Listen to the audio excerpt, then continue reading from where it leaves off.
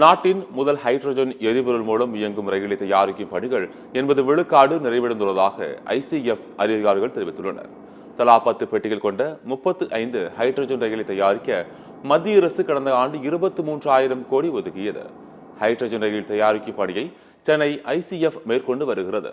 இந்தியாவின் மிகவும் மேம்பட்ட ரயில்களில் ஒன்றாக அமைய போகும் இந்த ஹைட்ரஜன் ரயில் அதிகபட்சமாக மணிக்கு 110 கிலோமீட்டர் வேகத்தில் பயணிக்கக்கூடியது. இந்த ரயிலில் ஒரே நேரத்தில் சுமார் 2638 பயணிகளை ஏற்றுச் செல்லும் அளவிற்கு வடிவமைக்கப்பட்டுள்ளது. இந்த ரயிலின் இயக்கத்தை 2025 மார்ச் 31ஆம் தேதிக்குள் ஹரியானாவில் உள்ள ஜிந்த் சோனிபத் இடையே வழித்தடத்தில் தொடங்க திட்டமிடப்பட்டுள்ளது. இந்த முயற்சிக்கு ஹைட்ரஜன் ஃபார் ரயில்வேஸ் திட்டம் என பெயரிடப்பட்டுள்ளது. இதன் மூலம் கார்பன் வெளியேற்றத்தை குறைத்து சுற்றுச்சூழல் மாசுபாட்டை கட்டுப்படுத்தும் நோக்கில் இந்தியா மிகப்பெரிய முன்னேற்றம் அடையும். நாட்டின் முதல் ஹைட்ரஜன் எரிபொருள் மூலம் இயங்கும் ரயிலை தயாரிக்கும் பணிகள் 80 விழுக்காடு நிறைவடைந்துள்ளதாக ஐசிஎஃப் அதிகாரிகள் தெரிவித்துள்ளனர்.